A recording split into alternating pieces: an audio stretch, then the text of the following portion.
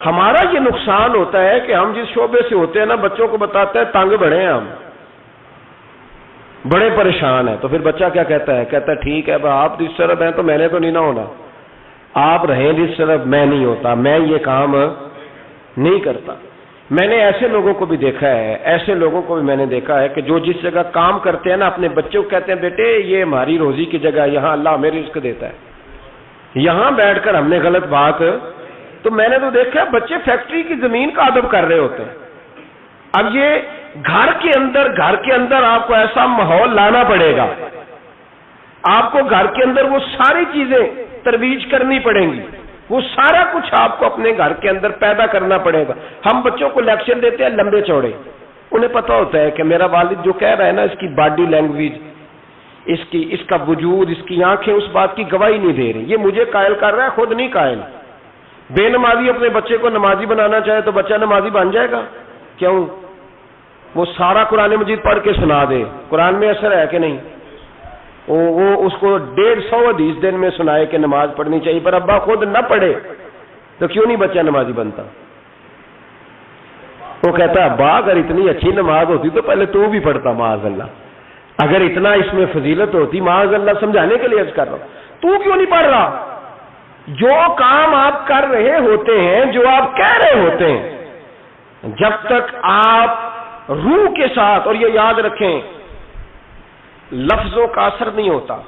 اقبال سے کہا کسی نے کہ یار میں بڑی تقریریں سنتا ہوں، فلانے کی بھی، فلانے کی بھی، فلانے کی بھی، سمجھ نہیں آتی، تو اقبال کہنے لگے جا کسی درد دل والے کے پاس جا کے بیٹھ، اور اس کے پاس جا کے بیٹھ جو تیرے سامنے لفظوں کا ہیر پھیر نہ کرے، بلکہ اپنے اندر کا درد نکال کے تیرے آگے رکھے، جملوں کی کمی بیشی نہ کرے، الفاظ کا اتار چڑھاؤ نہ کرے، نعرے لگانے کے لیے اور نوٹوں کی جو ہے وہ واٹ کے لیے بات نہ کرے، بلکہ وہ ہم تو جائز ناجائز بھی نہیں دیکھتے، چلتا رہتا ہے سارا کچھ ہی، جا۔ اور پھر اقبال نے ایک فقرہ کہا جو بڑا خوبصورت ہے، اقبال کہنے لگے بات جو دل سے نکلتی ہے اثر رکھتی، بات جو دل سے نکلتی ہے اثر، اور اگلا فقرہ اس سے بھی کمال کہا، کہنے لگے پر نہیں طاقت پرواز مگر رکھتی ہے، اس کے پر نہیں ہوتے، وہ اڑتی نہیں، پر کوئی نہیں ہوتے، لیکن اللہ تعالیٰ اسے سارے زمانے میں عام کر دیتا ہے، وہ پرواز کرنے لگ جاتی ہے، پورے زمانے میں وہ ان لوگوں کے خیالات پھیل جاتے ہیں، ان کے نظریات پھیل جاتے ہیں۔ تو یاد رکھیں بچوں کو ہم لیکچر دیتے ہیں 1.5 گھنٹے کا، 2 گھنٹے کا، اس لیکچر کی بچوں کو ضرورت نہیں ہوتی۔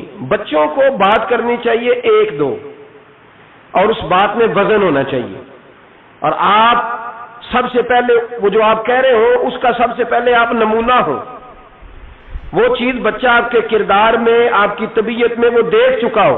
قرآن مجید سورہ لقمان کی آیت نمبر 17 ہے، حضرت لقمان اپنے بیٹے کو نصیحت کر رہے ہیں، باپ بیٹے کو نصیحت کر رہا تھا، باپ اپنے بیٹے کو سمجھا رہا تھا۔ میرے رب کریم کو باپ بیٹے کا سٹائل اتنا پسند آیا کہ اسے قرآن پاک میں بیان فرما دی ہے۔ کبھی باپ بیٹے کی گفتگو بھی کسی نے نقل کی ہے، باپ بیٹے کی گفتگو بھی کبھی کسی نے کتاب میں نوٹ کی ہے، لیکن مالک کو اتنا پسند آیا یارو، باتیں باپ بیٹے کی تھیں، اللہ نے قرآن پاک میں نازل فرما دی۔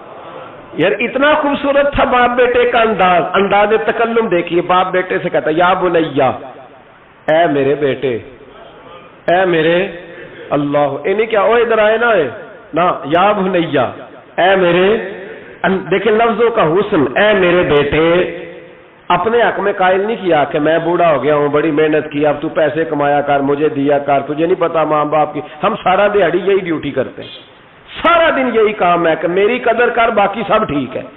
حضرت سیدنا لقمان اپنے بیٹے کو کیا کہتے یا بنیا اقم الصلاۃ، اے میرے بیٹے نماز قائم کر، نماز قائم کر، نماز قائم کر۔ نماز قائم کرنے کا معنی یہ کہ ظاہری آداب کے ساتھ بھی پڑھ، باطنی آداب کے ساتھ بھی پڑھ۔ اور پھر حضرت لقمان بیٹے کو بٹھا کے آغوش محبت میں پیغام دیتے ہیں، کہتے ہیں نماز قائم کر، اور پھر یہ نہیں کہا کہ تو اپنی قبر صحیح کر، تجھے کیا لگے دوست تیرے پڑھتے ہیں کہ نہیں پڑھتے، یہ نہیں فرمایا، فرمایا اقیم الصلاۃ، نماز پڑھ، وامر بالمعروف ونہی عن المنکر، پھر تو لوگوں کو بھلائی کا حکم دے اور برائی سے منع کر۔ یہ باپ اپنے بیٹے کو نصیحت کر رہا ہے، اور پھر پتہ ہے جب کوئی بھلائی کا حکم دے برائی سے منع کرے تو اسے تکلیف بھی آتی ہے، اور اپنے بیٹے کو کہنے لگے وَاصْبِرْ عَلَىٰ مَا أَصَابَكَ، اور اس رستے میں جب تیرے اوپر کوئی مصیبت آئے تو نے صبر بھی کرنا ہے، نیکی کا حکم دینے اور برائی سے منع کرنے کے رستے میں جب کوئی مصیبت آئے تو بیٹے تو نے اس پر، اور اب باپ اپنے بیٹے کو نصیحت کرتے ہیں، کہنے لگے بیٹے یہ تو ایسے نہ سمجھا کہ نماز پڑھنا کوئی عام کام ہے، ایسے ہی نہ سمجھنا کہ لوگوں کو بھلائی کا حکم دینا کوئی عام کام ہے، یہ عام کام نہیں، اِنَّ ذَلِكَ مِنْ عَزْمِ الْأُمُورِ، فرمایا یہ بڑے حوصلے والے کام ہیں، یہ بڑے حوصلے والے بڑے ہمت والے کام ہیں جو میں تمہیں بتا رہا ہوں۔ باپ اپنے بیٹے کو یہ نصیحت کر رہا ہے۔ ملا جامی نے اس کو لکھا ہے، ملا عبد الرحمان جامی کہتے ہیں سیدہ فاطمہ الزہرا کے پاس امام حسن اور حسین جب بھی جاتے تھے نا، بی بی صاحبہ یہ آیت پڑھ کے سناتی تھی، یہ آیت بی بی صاحبہ سناتی تھی کہ بیٹے نماز قائم رکھنی ہے، بھلائی کا حکم دینا ہے، برائی سے روکنا ہے، اور اس رستے میں جو مصیبت آئے گی اس پہ، اور ان ذالک من عزم الامور، بیٹے یہ معمولی کام نہیں، یہ بڑے عزم والے کام ہیں، یہ بڑے حوصلے والے۔ ماں جب ان لفظوں میں تربیت کرے، ماں جب کہے، دیکھا نا میرے بھائی، ماں جب سچ کا درس دیتی ہے تو بچہ سچ ہی بولتا ہے، اور اگر اماں کہے کہ بیٹے میں بات کرنے لگی ہوں تیری دادی کو نہ پتا چلے، یہ پھپھی کے سامنے نہیں کرنی، بلکہ کئی دفعہ اماں کہے ابا آئے نا رات کو تو اس کو نہیں بتانا، اور پھر اماں ٹھیک 15 منٹ کے بعد کہ بیٹا ہمیشہ سچ ہی بولنا، تو سچ بولے گا؟ کیوں بولے؟ کیونکہ اس لیے کہ اماں نے اسے پہلے بتا دیا ہے کہ سچ یہ بات کرنی نہیں کسی سے، میں کر رہی ہوں پر تو نے کسی سے نہیں کرنی، تو آپ نے 3 لیکچر تو اس کو جھوٹ کے دے دیے، اب اگر آپ اسے کہیں سچ بول تو وہ بولے گا؟ آپ نے خود کہا کہ بیٹے یہ ٹیلی فون اٹھا، اس بندے کے پیسے دینے، اس فون سن، اس کو کہنا کہ میرے ابا جی فون گھر میں بھول گئے۔ پھر دروازے پہ دستک ہوئی، آپ اندر بیٹھے تھے، بچے سے کہا کہ جا کے باہر کہہ دو کہ ابا جی گھر میں موجود ہے، پھر آپ نے ٹھیک 1 گھنٹے کے بعد اس کو سچ کا لیکچر دینا شروع کر دیا، بولے گا سچ؟ وہ بھی پھر جائے گا نا جب اپنے دوست کے گھر، تو ٹیلی فون ابا جی کا آئے گا تو دوست کو دے کے کہے گا ابا جی سے کہے کہ وہ ٹیلی فون میرے پاس بھول گیا ہے، کیونکہ یہ آپ نے پٹی پڑھائی ہوئی ہے۔ یاد رکھیں گھر کے اندر جب تک آپ کا کردار، آپ کا اخلاص، آپ کا درد، حضرت غوث پاک جیلانی پیر بعد میں بنے، عالم بعد میں، اگرچہ پیدائشی ولی تھے، لیکن غوث اعظم کہتے ہیں میں نے سبق استاد کے پاس بعد میں پڑھا، میں نے حضرت ابو سعید مخزومی کے ہاتھ پر بیعت بعد میں ہوا، خلافت بعد میں ملی، سارا کچھ بعد میں ہوا۔ پہلے دن جب گھر سے نکلا، ابا جی میرے وصال کر گئے تھے، کہتے ہیں میری ماں نے، سید زادی نے مجھے گود میں لیا اور میرا ماتھا چوم کے کہنے لگی عبد القادر ایک وعدہ میرے ساتھ کر، زندگی میں تیری زبان سے جھوٹ نہیں نکلنا چاہیے، تیری زبان سے جھوٹ ہے۔ اور غوث پاک فرماتے ہیں جب میری ماں میرے ساتھ یہ بات کر رہی تھی تو میری ماں رو رہی تھی، کبھی رو کے بھی کسی نے نصیحت کی ہے بچوں کو؟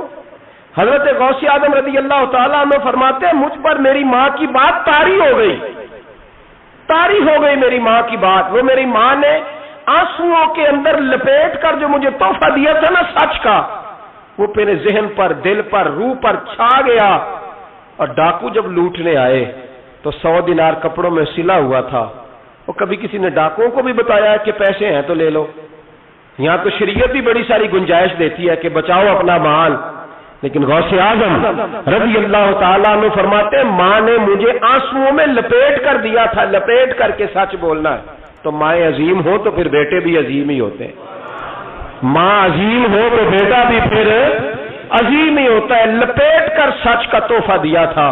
تو سیدنا غوث پاک فرماتے ہیں جب انہوں نے آ کے کہا نا کہ تیرے پاس کیا ہے، تو میں نے کہا 100 دینار ہے، اس نے جیبیں بھی کھولی، ہاتھ بھی کھولے، جوتے بھی اتارے، پگڑی بھی کھلوائی، کوئی شے نہ نکلی، تو کہتے ہیں وہ سردار کے پاس لے گیا، کہنے لگا سردار یہ عجیب بچہ ہے، کہتا ہے 100 دینار ہے، سارا ڈھونڈ لیا ملے نہیں، تو یہ جھوٹ بول رہا ہے، تو کہتے ہیں جب اس نے کہا نا جھوٹ بول رہا ہے، تو حضرت غوث اعظم کہتے ہیں مجھے جلال آیا، غصہ، میں نے کہا خبردار یہ بات نہ میرے ساتھ آج کے بعد کرنا، میں جھوٹ نہیں بولتا، یہ میرے قریب نہیں آ سکتا، خبردار۔ یہاں بچوں کو غصہ تب آتا ہے جب مرضی کا برگر نہ ملے، غوث اعظم کو غصہ کب آیا؟ خبردار سارا کچھ کر. آج کے بعد یہ لفظ نہ کہنا میں جھوٹ بولتا ہوں. عبد القادر جھوٹ نہیں بول سکتا, ہو ہی نہیں سکتا. اس نے کہا پھر بتا پیسے کدھر ہیں؟ تو حضرت غوث اعظم نے بٹن کھولے اور الٹ کر کے کرتا کہنے لگے میری ماں نے سیے تھے. 12 سال کے غوث پاک, یہ ایک روایت ہے 14 سال. یہ ہم لوگ اس کو کہانی سمجھتے ہیں. کہانی نہیں بھائی, یہ واقعہ اگر تیرے میرے سامنے ہو تو اللہ کی عزت کی قسم کھاتا ہوں میں اور آپ بھی توبہ کر دیں. کیونکہ وہ واقعہ نہیں ہو رہا تھا, وہ کیفیات تھی, وہ طاری تھا سارا کچھ اس وقت. غوث اعظم رضی اللہ تعالیٰ عنہ کا یہ پیسے 14 سال یا 12 سال عمر مبارک ہے. ڈاکوؤں کا سردار کہتا مجھے 22 سال ڈاکے مارتے ہو گئے تھے, اور 14 سال کا بچہ عشق لگا سی کھیڈا کھیڈ دی. 14 سال کا بچہ غوث اعظم نے پلٹ کے دکھا یہ پیسے.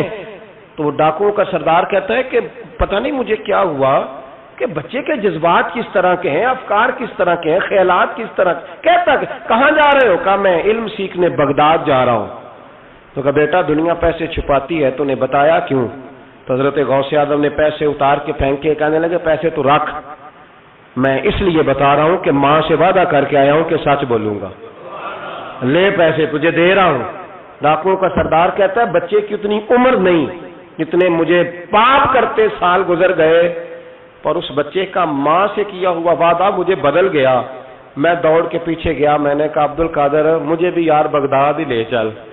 کہا وہاں کیا کرنا ہے؟ کہا جس استاد کے پاس تو آگے بیٹھ کے پڑھے گا میں اس کے پیچھے بیٹھ جایا کروں گا, چلو بڑھاپے میں میں بھی کو رٹا لگا کے قرآن و سنت سیکھ جاؤں گا.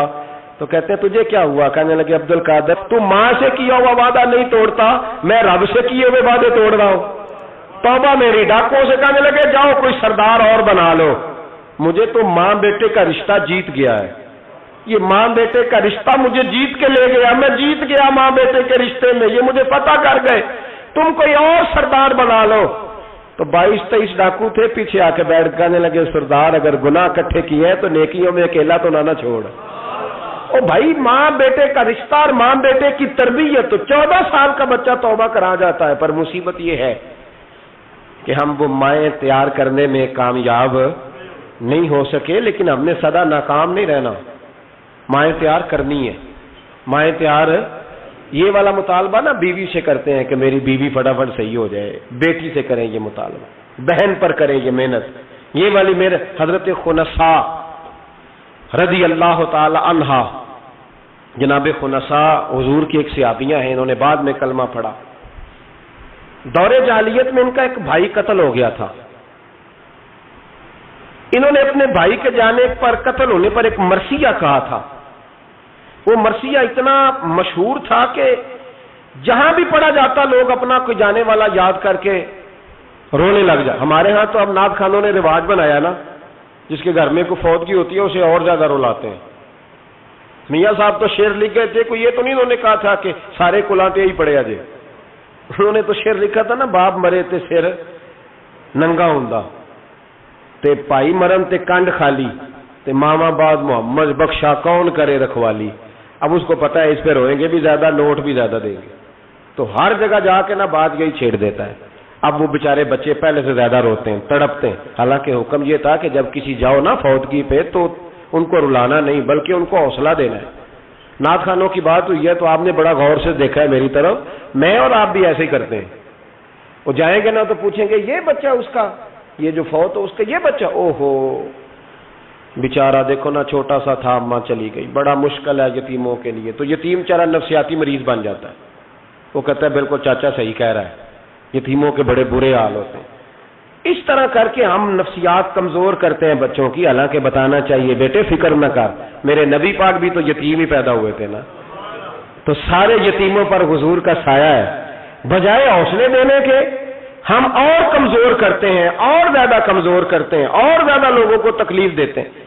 تو قصیدہ جناب خنسا رضی اللہ تعالیٰ عنہ کا بڑا مشہور تھا, عربی قصیدہ لکھا تھا انہوں نے. کسی کے ہاں بھی کوئی انتقال کر جاتا تو ان کا وہ عربی قصیدہ پڑھا جاتا, اور جب وہ قصیدہ پڑھا جاتا تو لوگ دھاڑے مار مار کے روتے, دھاڑے مار مار. حالانکہ رونا رلانا اتنا اہم کام نہیں جتنا کسی کے دل کو تسلی دے دینا اہم کام ہے.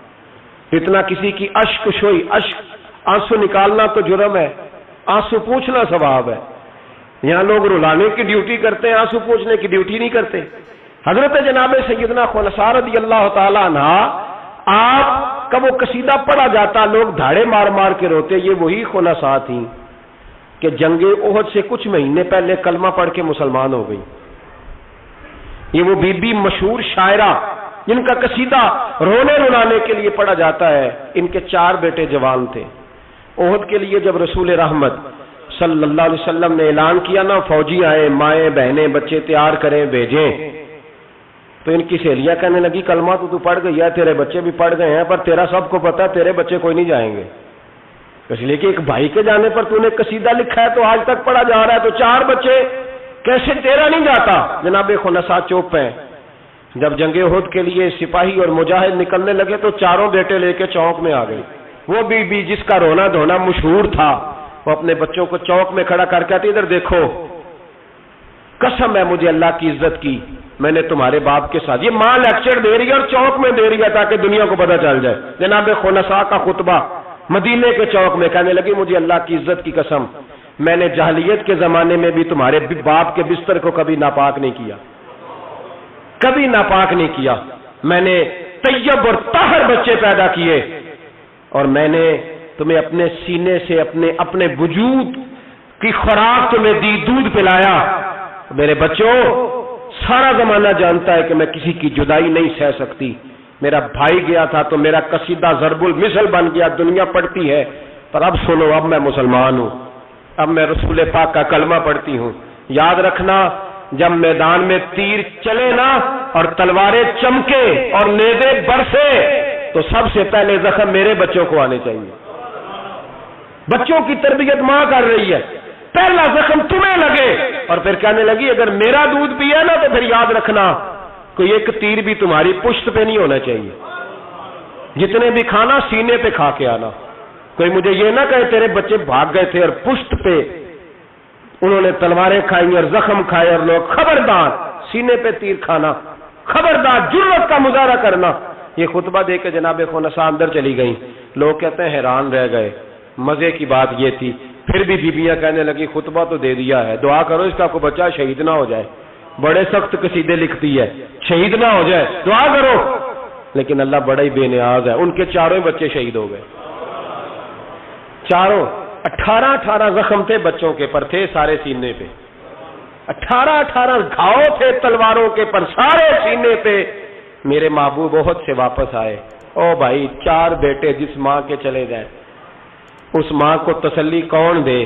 جناب خنساء کے کھڑی ہوئی تو صحابہ کہتے ہیں ہمارا خیال تھا کوئی درد والا شعر پڑے گی، رلا دے گی دنیا کو، لیکن میرے حبیب پاک نظر اٹھائی. کا خنساء تجھے پتا ہوگا تیرے 4 بیٹے شہید ہو گئے. کہنے لگی حضور یہی تو دکھ ہے. جب کہنا یہی دکھ ہے تو کان کھڑے ہو گئے لوگوں. حضور یہی تو دکھ ہے، یہی تو پریشانی ہے. محبوب نے فرمایا کیا پریشانی ہے؟ کہنے لگی حضور یہی تو پریشانی ہے، میرے 4 تھے، دل کرتا ہے میرے 14 ہوتے. حضور یہی تو دکھ ہے، 4 تھے، دل کرتا ہے 400 ہوتا. 4 کروں تیرے نام پہ جان فدا، نہ بس ایک جان 2 جہاں فدا. سونیا میرا 2 جہاں سے بھی نہیں جی بھرا، میں کروں کیا کروڑوں جہاں نہیں. کہ حضور 4 تھے. اور پھر مسجد نبی آج بھی اس ماں کی جرت کی گواہ ہے کہ ماں پوچھنے لگی سونیا میں یہ نہیں پوچھنے آئی کہ میرا کوئی بچہ ہے کہ نہیں، یہ پوچھنے آئی ہوں کہ میرے بیٹوں نے کوئی پشت پہ زخم تو نہیں کھایا. حضور کوئی پشت پہ زخم تو نہیں کھایا میرے بچوں نے، کوئی پشت پہ زخم. تو رسول پاک نے فرمایا خنساء تیری جرت کو اللہ قبول فرمائے، تیرے بچوں نے جتنے بھی زخم کھائے ہیں سینوں پہ کھائے. میں نے کہا مائیں عظیم ہوں تو بچے بھی عظیم ہوتے ہیں. اور اگر ماں کسی کے سائے کا اندھیرا دیکھ کے ڈر جائے تو بچوں میں جرت کیسے آئے گی؟ بچے کربلا کے میدان میں کیسے جائیں گے؟ بچے اس طرح میدانوں میں کئی دفعہ کہہ چکا ہوں لیکن پھر آج میرا دل کرتا ہے پھر بات کروں. حضرت عبداللہ بن زبیر حضرت ابو بکر صدیق کے نواسے ہیں، نبی پاک صلی اللہ علیہ وسلم کی پھپھی کے پوتے جناب زبیر بن عوام اشرا مبشرہ صحابی، ان کے بیٹے حضرت اسماء جناب صدیق اکبر کی بڑی بیٹی کے بیٹے جناب عبداللہ بن زبیر امام حسین کے بعد نکل آئے میدان میں نکلے جناب عبداللہ بن زبیر. حجاج بن یوسف مقابلے میں بھیجا گیا. اللہ کی قدرت کے اگرچہ پہلے جب لڑائیاں ہوئی تو یہ کامیاب ہوئے ہر میدان میں, بڑے بہادر تھے. مکے اور مدینے کے لوگوں نے ان کے ہاتھ پر بیعت بھی کر لی, انہیں خلیفہ بھی مان لیا. لیکن حجاج بن یوسف جب آیا تو وہ تگڑی فوج لے کے آیا. کچھ ان کے ساتھی شہید ہو گئے, کچھ پسپا ہو گئے. حضرت اسماء اس وقت 100 سال کی بوڑھی تھی, 100 سال کی ماں, ہاتھ کامتے ہیں, راشا ہے, آنکھوں سے نظر آنا بند ہو گیا. جناب عبداللہ بن زبیر ماں کے پاس دوڑے آئے, کہا ماں میں اکیلا میدان میں رہ گیا ہوں, چند ساتھی ہیں, زیادہ دیر لڑ نہیں سکتے, تیرے بڑھاپے کی بڑی فکر ہے. اماں تو کیسے میرا صدمہ برداشت کرے گی؟ ماں مجھے بتا جہاد میں رہوں یا تیری خدمت کے لیے آ جاؤں؟ تو ماں کہنے لگی عبداللہ تو میری فکر نہ کر, پہلے یہ بتا تو حق پہ ہے کہ نہیں. ماں کا جملہ کہتے رانائی اور بلبلہ اور جہاد کا جذبہ لکھا, پہلے بتا سچا ہے کہ جھوٹا. جناب عبداللہ بن زبیر کہنے لگے ماں مجھے مصطفیٰ کریم کی نبوت کی قسم, اللہ کی عزت کی قسم, بالکل سچا ہوں. تو کہا بیٹے پھر میدان میں رہنا, چھوڑ کے نہ آنا. کوئی مجھے تانا نہ دے کہ میں بزدل کی ماں ہوں, دیکھ مجھے تانے سے بچانا. کوئی یہ نہ کہ بزدل کی ماں, میدان میں رہنا, میدان میں. تو حضرت عبداللہ بن زبیر کہنے لگے اماں یہ بڑا ظالم آدمی ہے جو میرے مقابلے میں آیا ہے. سنا ہے قتل کرنے کے بعد ناک کاٹ ڈالتا ہے, آنکھیں نکال ڈالتا ہے, وجود کی بوٹیاں کر دیتا ہے. 100 سال کی ماں, 100 سال کی اماں لاٹھی کا سہارا لے کے کھڑی ہوگی اور زمین پہ لاٹھی مار کے کہنے لگی عبداللہ چل میدان میں. بیٹے بکرے کو صرف ذبح ہوتے وقت تکلیف ہوتی ہے, کھال اترتے وقت تکلیف نہیں ہوتی. پھر اس کی بوٹیاں کی جائیں تو اسے تکلیف. چل بیٹا میدان میں, میدان میں رہنا اور دیکھنا میں تجھے سلوٹ کروں گی. حضرت عبداللہ بن زبیر میدان میں گئے, شہید کیے گئے. مکہ المکرمہ کے چوک میں جنت المعلا جہاں آج قبرستان ہے اس کے چوک میں آپ کی لاش کو لٹکایا گیا. میں پہلے بھی بات کر چکا ہوں, آج عنوان آ گیا تو اشارہ کرنا ہے. ایک دن حضرت اسماء گزری, 14 دن ہو گئے لٹکے ہوئے, تو ایک شخص ان کے کان میں کہنے لگا اماں ابھی تک تیرا بچہ لٹکا ہے, حجاج نے دفن نہیں ہونے دیا. تو جناب اسماء نے پیچھے آواز دی اور اس زور سے بولی, بول کے کہنے لگی لٹکا رہنے دو, یہ بچپن سے ہی گھوڑ سواری کا بڑا شوقین ہے, بچپن سے ہی گھوڑوں پہ رہتا تھا. شاہ سوار گھوڑوں پہ رہتے ہیں, شاہ سوار زمین پہ نہیں ہوتے, گھوڑوں پہ ہوتے. لٹکا بچپن سے ہی بڑا گھوڑ سوار تھا, بڑا شوقین تھا, کوئی حرج نہیں. 14 دن لٹکے رہے لیکن لاش سے بدبو نہیں آئی, دور دور تک خوشبوئیں پھیلی ہوئی تھی. لوگوں نے کہا اسماء تیرے بیٹے کے وجود سے خوشبو بڑی آتی ہے. کہنے لگے جب پیدا ہوا تھا نا پہلے دن اس کے نانا ابو بکر صدیق اٹھا کے مصطفیٰ کی بارگاہ میں لے گئے تھے, نبی پاک نے کھجور چبا کے گٹی دی تھی میرے بیٹے کو. کہنے لگی اس کے وجود سے بدبو آ سکتی ہے جس کو پہلی خوراک محمد عربی کا لعاب دہن دیا گیا, اس کے وجود سے بدبو ہے, لعاب دہن شامل ہے, اس کی تو نسلوں سے بھی خوشبو آتی رہے گی. تو مائیں جب عظیم ہوتی تھی تو بیٹے بھی. حضرت وہب ابن منبے کے پاس مزدور آ گئے, مزدور. ہم سارے بڑے پریشان, اور جب جا کے اماں کو دکھ سناتے اماں تھوڑی اور رو پڑتی ہے, حالات اور خراب ہو جاتے, زیادہ خراب ہو جاتے. حضرت سیدنا وہب ابن منبے مزدور آ کے کہنے لگے ہماری بھی کوئی زندگی ہے, ہمیں یہ پہاڑ کاٹنے پڑتے ہیں. تو فرمانے لگے آؤ تمہیں بنی اسرائیل کی بات نہ سناؤں, تمہارا حوصلہ بڑھ جائے گا. کہا سنائیے. کہنے لگے بنی اسرائیل کی ایک ماں کے 7 بیٹے تھے, بادشاہ نے کہا خنزیر کھانا پڑے گا, جو بچہ یورپ بھی جائے نا اسے بھی تلقین کر کے بھیجو کہ بیٹے حرام حلال کا خیال رکھنا ہے, اس لیے کہ نبی پاک علیہ السلام نے فرمایا جو گوشت حرام سے پلے گا وہ جنت میں نہیں جائے گا. تو کسی کا دل کرتا ہے اس کا بیٹا جہنم میں جائے. کہا خنزیر کھانا ہے, خنزیر. یہاں لوگ مسئلہ پوچھتے ہیں فون کر کے کہ صاحب مجبوری ہے, اب ہم نے یہاں یورپ میں آ کے سٹور بنایا تو شراب تو رکھنی پڑے گی. تو میں کہتا ہوں واپس آ جاؤ, اچار سے روٹی کھانا. شراب بیچنے کی مجبوری میں بھی اجازت نہیں, مجبوری میں بھی شراب کا دھندا کرنے کی اجازت. آ جاؤ اچار ڈال لو. میری اماں تو کہا کرتی تھی کہ گرمیوں میں اچار ڈال لو اور بڑولے میں گندم ڈال لو, پھر خیر صلی سارے سال کی. تو آؤ اچار ڈالو, گندم ڈالو, گزارا صحیح ہوگا, کوئی حرج نہیں. لیکن شراب بیچنے کی مجبوری میں بھی اجازت. بول کے بتائیں, بول کے گواہی دیں. شراب بیچنے کی مجبوری میں بھی اجازت ہے, بالکل اجازت نہیں, قطعاً اجازت نہیں.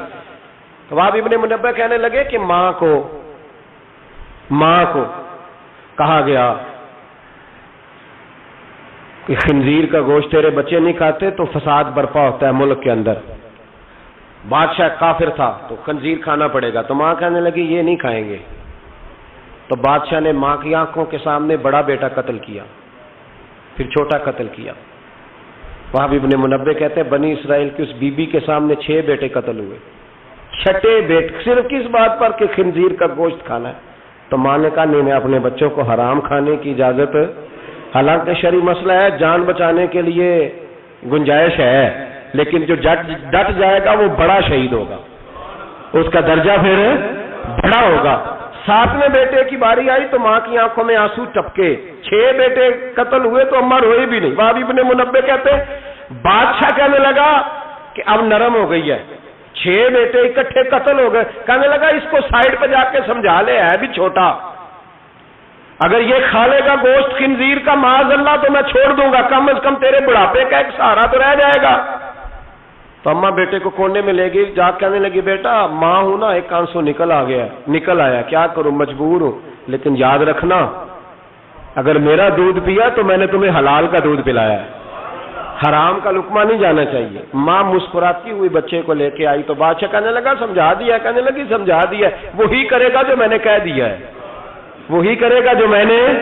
تو بادشاہ نے گوشت رکھا خنزیر کا لا کے سامنے, تو بچے نے اٹھا کے گوشت بادشاہ کے منہ پہ پٹکا اور پٹک کے کہنے لگا ہمیں کمزور سمجھتا ہے, جو خدا کی توحید والے ہو وہ کمزور نہیں پڑا کرتے.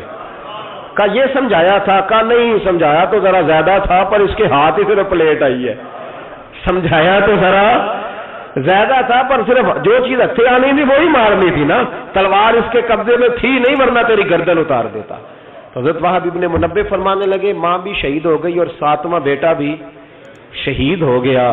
لیکن کہتے ہیں وہ 7 نے جب جان دی تو پھر فوجیں آئی, پھر انقلاب آیا, پھر وہ جو بادشاہ لوگوں کو خنزیر کھلایا کرتا تھا وہ قتل ہوا, پھر بنی اسرائیل میں انقلاب آیا. او بھائی اگر امام علی مقام رضی اللہ تعالیٰ عنہ کی اماں انہیں تیار نہ کرتی, یہ دیکھیں نا, میں اپنی بات نہیں کرتا, علامہ اقبال کہتے ہیں لوگ, اقبال کہتے ہیں فارسی کلام اقبال کا اسرار بے خودی, اقبال کہنے لگے میرے پاس لوگ آ کے کہتے ہیں حسین کے خون میں بڑا کمال ہے, تو میں کہتا ہوں نہیں, فاطمہ کے دودھ میں بڑی تاثیر ہے. کہتے ہیں لوگ مجھ سے آ کے کہنے لگے کہ حسین کا حوصلہ بڑا ہے, تو میں نے کہا نہیں, فاطمہ رضی اللہ تعالیٰ عنہ کی تربیت ہی بڑی شاندار ہے, بڑی شاندار تربیت ہے. ماں فاطمہ ہو اور بیٹے حسن اور حسین نہ ہو تو یہ کیسے ہو سکتا ہے؟ یہ دلیری ہے, یہ ہمت ماں کی دی ہوئی, ماں کا دیا ہوا حوصلہ جو میدان کربلا میں لا کے کھڑا کیا. ایک بزرگ گزرے سفیان بن عینیہ, ان کی اماں نے نا اپنے بچے کو کہا جا دین سیکھ, بہت بڑے محدث ہیں. کہتے میں غریب تھا, میری ماں نے جب استاد کے پاس بھیجا تو کہنے لگے بیٹے اپنے استاد سے نا سبق بعد میں پڑھنا, استاد کی نوکری پہلے کرنا اور دیکھنا خدمت کرنا. ہمارے استاد تھے, بزرگ تھے, سید مراتب علی شاہ صاحب, حضرت محدث اعظم پاکستان مولانا سردار احمد صاحب رحمۃ اللہ علیہ کے وہ شاگرد تھے. اب تو ہر بچے کو شکایت ہے نا استاد کام بڑا کراتے ہیں. جی مجھے کل بھی انہوں نے بھیجا تھا, 2 فوٹو کاپیاں کرا کے لے آؤں, اسکول سے گیا تھا میں, موٹر سائیکل پہ گیا, 2 فوٹو کاپیاں پوری کرائی ہیں مجھ سے, حالانکہ پیسے بھی انہوں نے دیے, پھر بھی بڑا کام کراتے ہیں, استاد کے پاس نہیں پڑھنا. سید مراتب شاہ صاحب فرماتے ہیں کہ میں چھٹی آیا, چھٹیاں ہوتی تھی شعبان میں, تو میرے والد سید غلام حسین شاہ صاحب رحمۃ اللہ تعالیٰ علیہ کہنے لگے مراتب علی آ گئے ہو؟ میں نے کہا حضور مدرسے میں چھٹیاں ہو گئی. تو کہنے لگے تیرے استاد کو بھی چھٹیاں ہو گئی ہیں؟ کہا نہیں حضور وہ تو گھر ہی ہیں. تو کہنے لگے سارے شاگرد آ گئے؟ کہا ہاں. کہنے لگے بیٹے تو واپس جا کے ان کی خدمت کر, ان کی ڈیوٹی کر, اس لیے کہ تو ان کی ڈیوٹی کرے گا نا تو جو دعا تجھے وہ ملے گی نا, وہ دعا تیرے علم کو تیرے حق میں نفع بخش کر دے گی. حضرت سفیان بن عینیہ والدہ کہنے لگی بیٹا دین پڑھنا؟ کہا ہاں. تو کہتے ہیں اماں نے خود پگڑی باندھی میرے سر, علماء والا لباس پہنایا. کہنے لگے پہلے استاد سے اخلاق آداب سیکھنا, پھر علم سیکھنا. اور میری ماں کہنے لگی بیٹا ایک لفظ بیچ کر بھی دین کا دنیا نہ کمانا.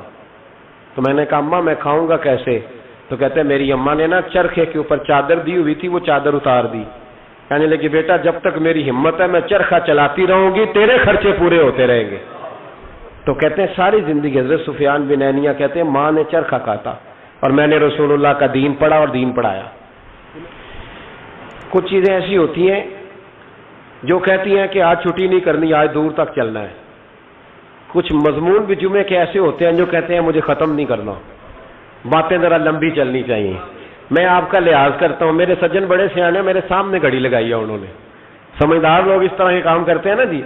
ایک دن میں نے یہ بھی دیکھا کہ اس گھڑی میں اور اس گھڑی میں تھوڑا فرق ہے، وہ 2-3 منٹ آگے ہے. کبھی کبھی یہ پیار کے ساتھ نا معاملات ہوتے رہتے ہیں، لیکن الحمدللہ یہ واحد مسجد ہے جس میں کوئی بندہ گھڑی نہیں دکھاتا. میرے خیال میں شاید یہ اور بھی ہوں گی، کوئی بندہ یہاں گھڑی نہیں دکھاتا الحمدللہ. بلکہ مجھ سے شکوہ ہی ہوتا ہے لوگوں کا کہ آپ جلدی چھٹی کر دیتے ہیں، تھوڑا زیادہ چلنا چاہیے. لیکن کچھ مضمون ایسے ہوتے ہیں میرا دل کرتا ہے لمبے چلے.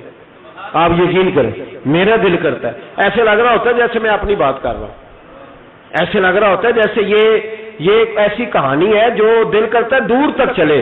لیکن میں نہیں لمبا لے کے جاؤں گا، میں چیزوں کو سمجھتا ہوں، وقت میں رہوں گا.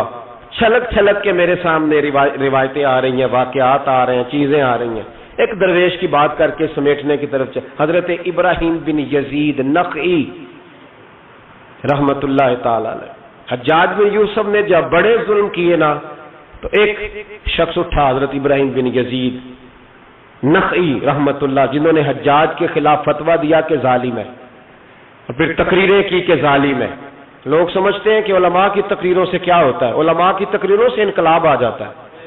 آپ یقین کریں علماء کا قلم تلوار سے زیادہ کام کر دکھاتا ہے. فتویٰ بھی دیا، تقریریں بھی کی. اس قدر زیادہ ان کے فتوے کی نقلیں تیار کر کے بانٹی گئی کہ حجاج پریشان ہو گیا. سپاہیوں کہنے لگا گرفتار کر کے لاؤ ابراہیم بن یزید نخعی، جہاں ملے گرفتار کرو. سپاہی گرفتار کرنے گئے. علماء اور مشائخ سے جو لوگ پیار کرتے ہیں نا وہ روح کی گہرائیوں سے پیار کرتے ہیں، جانے دیتے ہیں اپنے بزرگوں کے ناموں پر. لوگ ان کو اٹھا کے لے گئے، کہا بابا جی ہم حفاظت کریں گے. دور ان کو کہیں چھپا دیا. فتویٰ ان کا دھڑا دھڑ چل رہا ہے. اور بھی کوئی بات وہ کرتا تو آپ فتویٰ دیتے، وہ چھپ جاتا. وہ چھپ کے اپنی ڈیوٹی کر رہے ہیں اور ایک کونے میں بیٹھے ہیں مورچے میں، پھر بھی ان کا جو نظام ہے وہ پورا عروج پہ ہے. حجاج کی کرسی کانپ رہی ہے.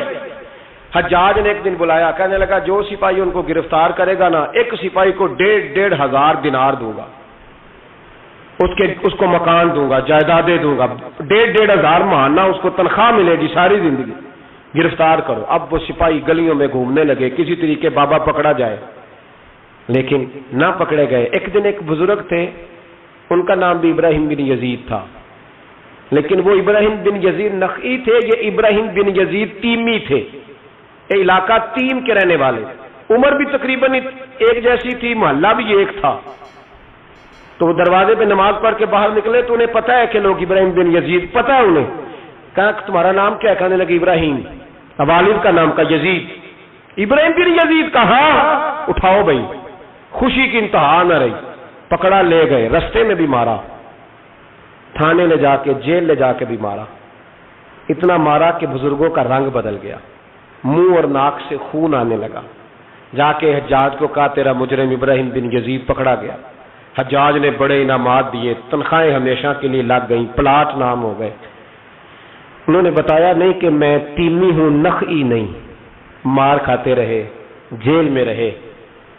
اب فوجیں چپ کر کے بیٹھ گئیں. ان کا جو فتویٰ تھا وہ زیادہ پھیلنے لگ گیا، کیونکہ اب ان کی تلاش ختم ہو گئی، خطرہ ختم ہو گیا، کام وہ زیادہ کرنے لگ گئے. یہاں یہ گرفتار ہو گئے، حالات بڑے کٹھن ہوئے. کچھ علاقوں میں کچھ جیلیں سخت ہوتی ہیں. حجاج بن یوسف نے دماس نام کی جیل بنائی ہوئی، اس جیل میں جناب ابراہیم بن یزید تیمی کو ڈال دیا. آپ کی عمر 60 سال تھی، ماں کی عمر 90 سال تھی. ماں بیٹا ڈھونڈنے لگی، ڈھونڈتے ڈھونڈتے ڈھونڈتے ڈھونڈتے کسی نے بتایا کہ وہ ابراہیم نخعی کے دھوکے میں تیرے بیٹے کو لے گئے. ماں جیل پہنچی. بیٹا ماں سے جب ملا تو بیٹا قدموں میں گرا. چہرہ دیکھ کے ماں کا کلیجہ پھٹ آیا، اتنے زخم میرے بیٹے کے وجود پر. کہا بیٹا انہیں بتایا کیوں نہیں کہ تو تیمی ہے، نخعی نہیں؟ بتایا کیوں نہیں؟ تو جناب ابراہیم تیمی نے ماں کے منہ پہ ہاتھ رکھا. اماں چپ کر جا، میں ایک جاہل آدمی ہوں، میرے وجود سے امت کا فائدہ کوئی نہیں. وہ رسول اللہ کے دین کا چمکتا ہوا چراغ ہے. اماں ان کی وجہ سے کتنے سینے روشن ہیں. کتنے دلوں میں ایمان کی تازگی ہے، کتنی آنکھوں میں رسول اللہ کی محبت کا نور ہے۔ اما ابراہیم بن یزید نخعی کی وجہ سے ظالم کانپ رہے ہیں، ڈر رہے ہیں، اور مظلوم اٹھتے ہیں کہ ہمارا بھی کوئی ہے نام لینے والا۔ اما نہ، میری وجہ سے اگر وہ بچ سکتے ہیں تو میں کئی جانے دینے کو تیار ہوں۔ مہربانی کر اماں، تو نے نہیں کہنا، تو نے کسی کو بتانا نہیں۔ ماں کہنے لگی بیٹا تو نبی پاک کے دین کے غلام پر جان دینے لگا؟ کہا ہاں۔ اماں کہنے لگی پھر میں کسی کو بتاؤں گی نہیں، بلکہ میں تیرے حوصلے کی دعا مانگوں گی۔ اور ماں کہنے لگی بیٹا اگر قیامت کے دن اللہ نے مجھ سے پوچھا نا کہ تیرے بیٹے نے تیرے حق ادا کیے کہ نہیں کیے، تو میں کہوں گی مالک میں اپنے بیٹے سے بڑی راضی ہوں، اور اللہ میرے بیٹے کو بغیر حساب کتاب جنت دے، میں تیرے لیے دعائیں مانگوں۔ ماں تسلی دے کے بیٹے کو گھر آ گئی۔ حضرت ابراہیم تیمی کو اتنا مارا کہ 3 دن کے بعد جیل میں شہید ہو گئے۔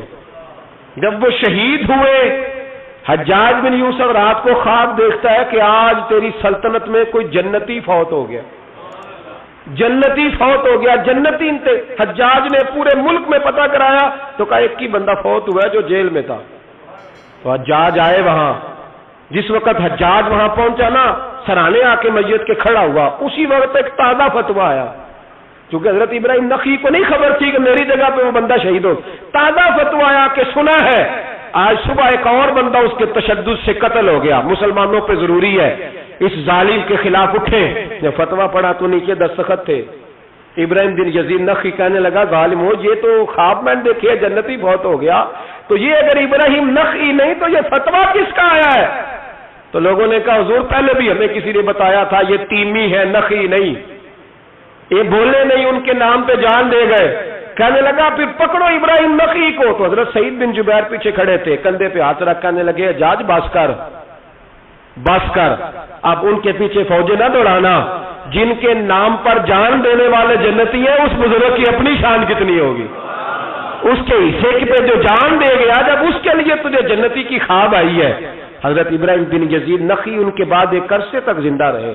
تو آپ جب ہاتھ اٹھاتے تھے دعا پتہ کیا کرتے تھے؟ کہتے تھے یا اللہ ابراہیم تیمی کی ماں پہ رحم فرما، ابراہیم تیمی کی ماں پہ رحم فرما۔ تو لوگ کہتے حضور جان بیٹے نے دی اور دعا ماں کے لیے، فرمانے لگے جان بیٹے نے دیا پر حوصلہ اس کی اماں نے دیا ہے۔ جان بیٹے نے دی ہے پر اسے جان دینے کے لیے دعا اس کی مائیں عظیم ہو، تو بیٹے بھی بیٹیوں کی تربیت کریں، بہنوں کی تربیت کریں، ان پر محنت کریں، ان کی وجہ سے گھر روشن ہے، ان کی وجہ سے گھر چمکتا۔